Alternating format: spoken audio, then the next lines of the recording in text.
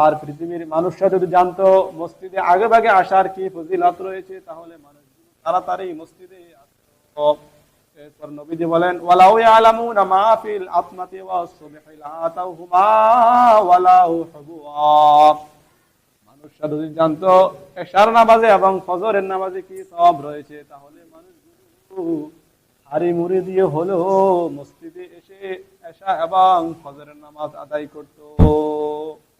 5 ওয়াক্ত নামাজের মধ্যে এশার নামাজ এবং ফজরের নামাজ অত্যন্ত জটিল নামাজ। মুসলিমদের চেনা যায় ওই দুই ওয়াক্তে, এশার নামাজ ঘুমের সময়, ফজরের নামাজ ঘুমের সময়।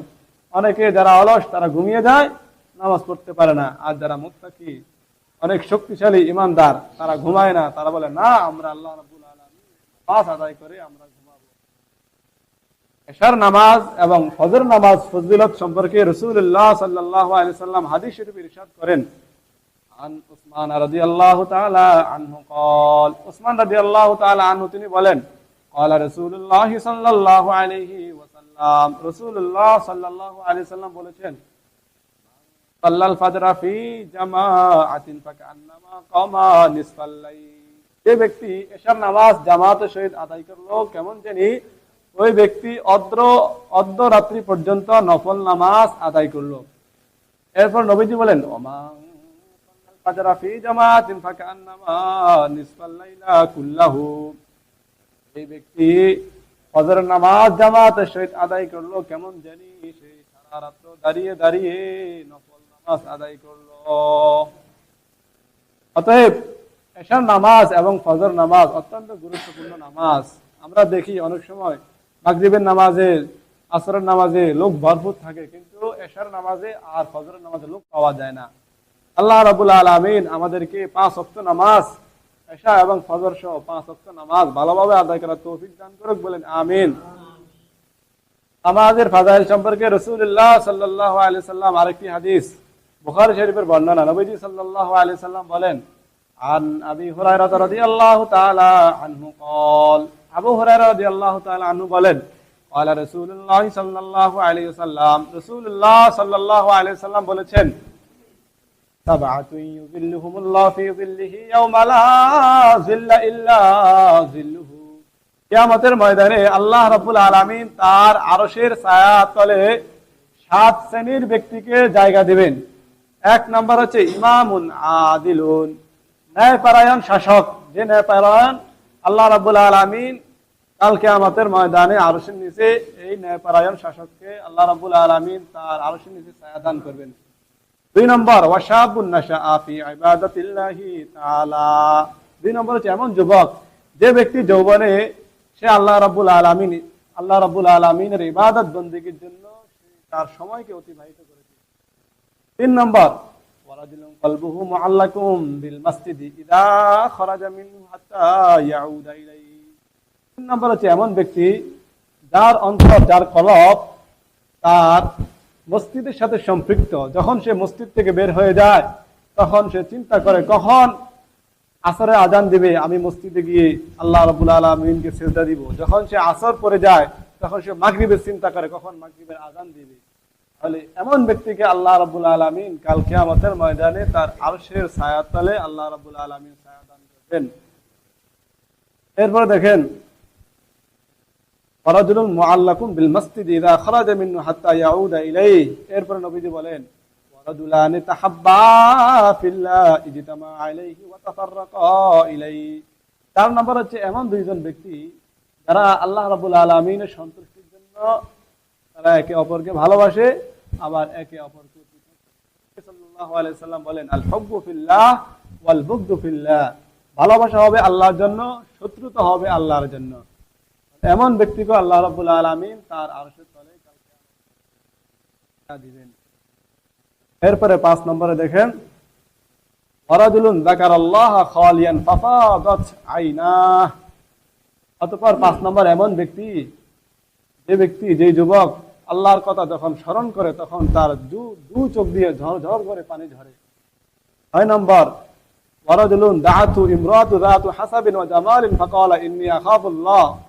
6 নম্বর এমন যুবক, যেই যুবককে একজন মহিলা, সুন্দরী, ধন সম্পদ ওয়ালা মহিলা তাকে অপকর্মের জন্য আহ্বান করেছে, ওই যুবক বলেছে ইন্নী আখাফুল্লাহ, আমি আল্লাহকে ভয় করি।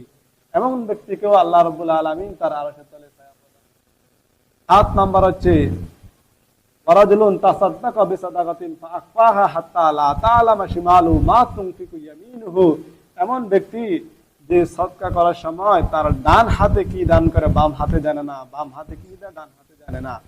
অতএব এই ব্যক্তি সদকা করে মানুষকে দেখানোর জন্য না, একমাত্র আল্লাহ রাব্বুল আলামিনকে সন্তুষ্ট করার জন্য ওই ব্যক্তি সদকা করে।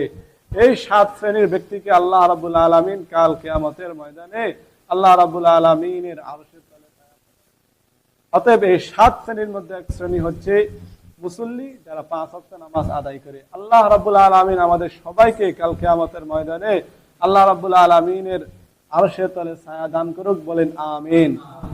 রাসূলুল্লাহ সাল্লাল্লাহু আলাইহি ওয়াসাল্লাম হাদিস শরীফে নামাজের, আমরা একাকী ভাবে নামাজ পড়ি এবং আমরা জামাতে নামাজ পড়ি, এই জামাতের নামাজের কি সওয়াব আর একাকী নামাজের কি সওয়াব, এই সম্পর্কে রাসূলুল্লাহ সাল্লাল্লাহু আলাইহি ওয়াসাল্লাম হাদিস শরীফে ইরশাদ করেন, আন ইবনে ওমর রাদিয়াল্লাহু তাআলা আনহু قال, ইবনে ওমর রাদিয়াল্লাহু তাআলা আনহু তিনি বলেন, قال রাসূলুল্লাহ সাল্লাল্লাহু আলাইহি ওয়াসাল্লাম, রাসূলুল্লাহ সাল্লাল্লাহু আলাইহি ওয়াসাল্লাম বলেছেন, সালাতুল জামাআতি তাবদুলু সালাতিল ফাজরি বি27 দারাজাতান, একাকী নামাজ পড়া থেকে জামাতে নামাজ পড়া অনেক উত্তম। কেমন উত্তম? নবীজি সাল্লাল্লাহু আলাইহি সাল্লাম বলেন বি27 দারাজাতান, কোন ব্যক্তি একাকী নামাজ পড়লো আর কোন ব্যক্তি জামাতে নামাজ পড়লো, যে ব্যক্তি জামাতে নামাজ পড়লো তার কেমন সওয়াব হলো? নবীজি সাল্লাল্লাহু আলাইহি সাল্লাম বলেন একাকী ব্যক্তি থেকে 27 গুণ বেশি ওই ব্যক্তির সওয়াব হলো।